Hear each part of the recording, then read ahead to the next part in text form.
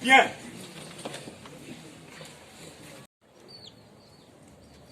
Ce dernier jour, l'actualité politique de notre pays a été focalisée sur l'attente de la restitution des consultations initiées par M. Félix Tshilombo en tant que garant de la nation. En effet, tout est parti de son adresse à la nation du 23 octobre 2020, dans laquelle il a reconnu et nous a fait voir qu'il existait bel et bien un conflit au sein des institutions. De plus, ce conflit a provoqué une crise entre son institution président de la République et les autres institutions. En tant que garant de la nation, l'article 69 de la Constitution lui donne le pouvoir d'agir et de prendre des décisions.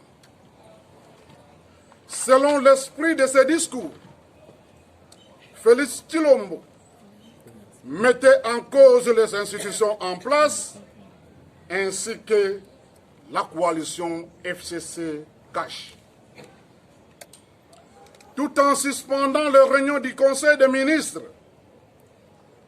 Et dans la foulée, il annonce les consultations dans les tout prochains jours.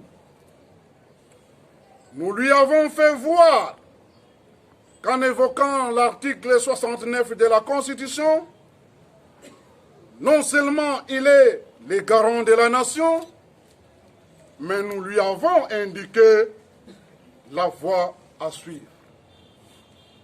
Et le dernier alinéa de cet article prévoit le respect par le président de la République des traités et accords internationaux. C'est là que sont nés l'accord cadre d'Addis Abeba, conforme à l'article 215 de la Constitution, et la résolution 2098 du Conseil de sécurité des Nations Unies. Cette résolution prévoit le dialogue politique global et inclusif de toutes les parties prenantes au conflit. C'est la solution de cette crise qu'il a lui-même reconnue.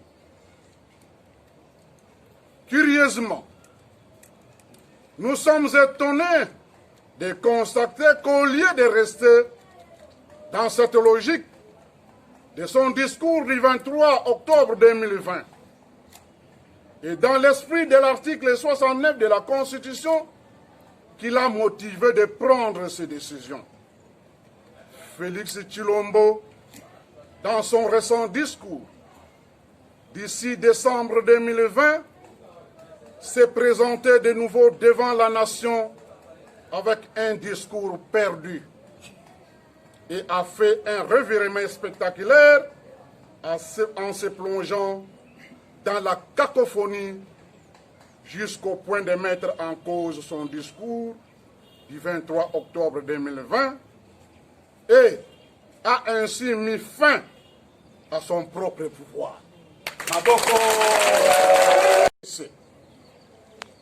Le vote du bureau définitif va nous livrer les secrets.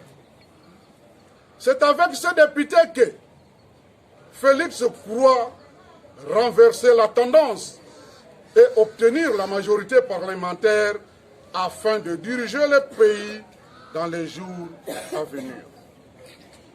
Ce chemin est incertain, trop d'ambition, qui va d'ailleurs l'emporter. Et l'union sacrée de la nation, sa nouvelle plateforme, va disparaître dans la scène politique. Au lieu de tabler sur la voie pacifique, celle du dialogue politique ici de l'accord cadre d'Addis Abeba, et la réconciliation nationale, où tout le monde est associé, Félix Tshilombo s'est plutôt éloigné de la voie de paix et de stabilité de notre pays. Il a préféré jeter de l'huile au feu pour envenimer la crise. Il a déclaré la guerre et veut affronter Joseph Kabila sans tenir toutes les conséquences qu'il va de nouveau mettre le pays à feu et à sang. De plus, s'est lancé dans un chemin utopique et ne sait plus où aller. Un chemin sans avenir qui va le surprendre. Il veut à tout prix arracher par la force la majorité parlementaire de Joseph Kabila et la faire sa plateforme Union sacrée de la nation pour lui permettre de nommer l'informateur.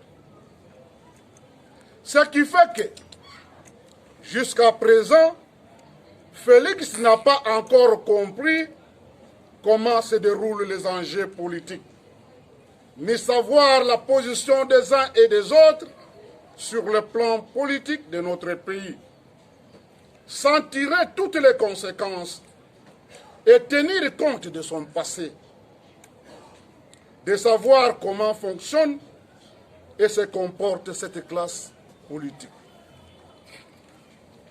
Coincé et sans issue, Félix leur fait confiance pour les intégrer dans sa plateforme sans savoir leur stratégie.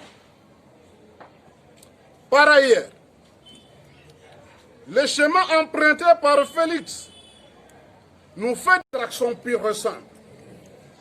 Votre salut ne viendra pas du palais du peuple, mais encore de ceux de députés versatiles, hier ennemis, aptes à changer d'un camp à un autre et dont leur chef reste le même.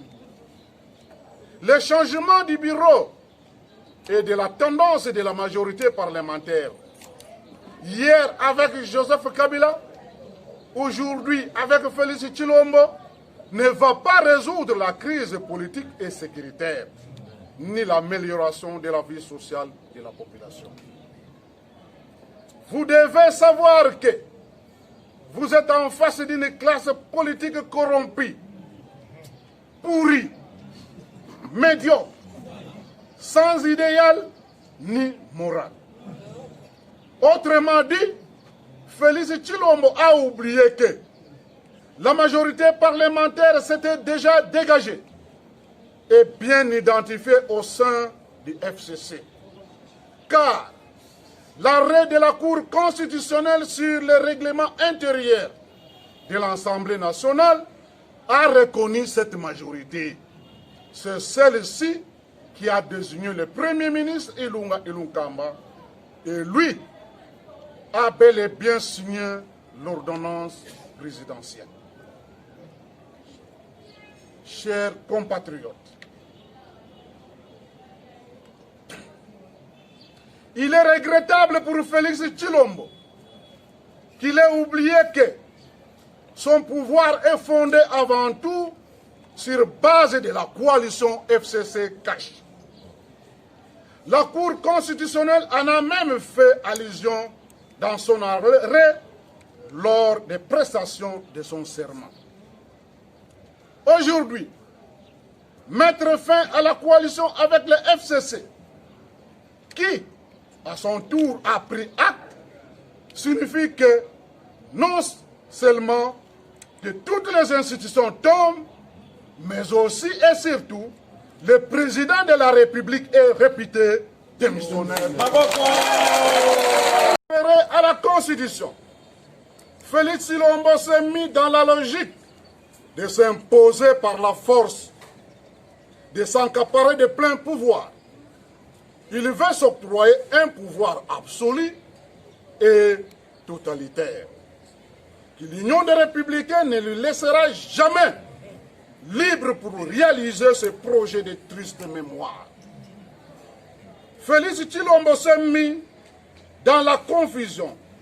Et cette fois-ci, il a oublié que c'est lui qui nous a informé qu'il existe une crise au sein des institutions. Ce qu'il a poussé dans son discours du 23 octobre 2020 à prendre la décision de déboulonner les institutions en place. Cependant, au lieu de résoudre cette crise en dehors des institutions, Félix Tshilombo rentre dans les mêmes institutions à problème pour chercher la solution et promet de nommer un informateur pour identifier une nouvelle majorité parlementaire. Pour lui, c'est le changement du gouvernement qui va résoudre la crise dans notre pays. À cette occasion, il active la machine et ouvre le premier front, cible et attaque le bureau de l'Assemblée nationale. Jeannine Mabunda et son bureau sont destitués. Et la procédure est déjà... Il est clair qu'aujourd'hui, en République démocratique du Congo, le pouvoir est dans la rue. Que nous sommes dans le contexte de 1992 où M. Mobutu, alors président de la République, est président de MPR. Dans son discours encelé, annonça prendre congé de MPR, parti État. Chers compatriotes, il n'est un secret pour personne. Et vous êtes au courant qu'en ce moment où je suis en face de vous, toutes les institutions de notre pays sont paralysées et n'existent plus. L'ensemble du pays est plongé dans l'insécurité généralisée par ceux qui prétendent le diriger, d'une part, et de l'autre. À l'est du pays et les Grands Katanga, la population est abandonnée à son triste sort. Pendant ce temps, tous les décors d'une guerre civile sont implantés en République démocratique du Congo. À cette occasion, je lance de nouveau un appel au secrétaire général des Nations Unies, M. Antonio Guterres, qu'il ne faut pas nous venir en aide quand il sera trop tard et venir compter le nombre de morts. À l'heure où je vous parle, la vie des Congolais est en danger.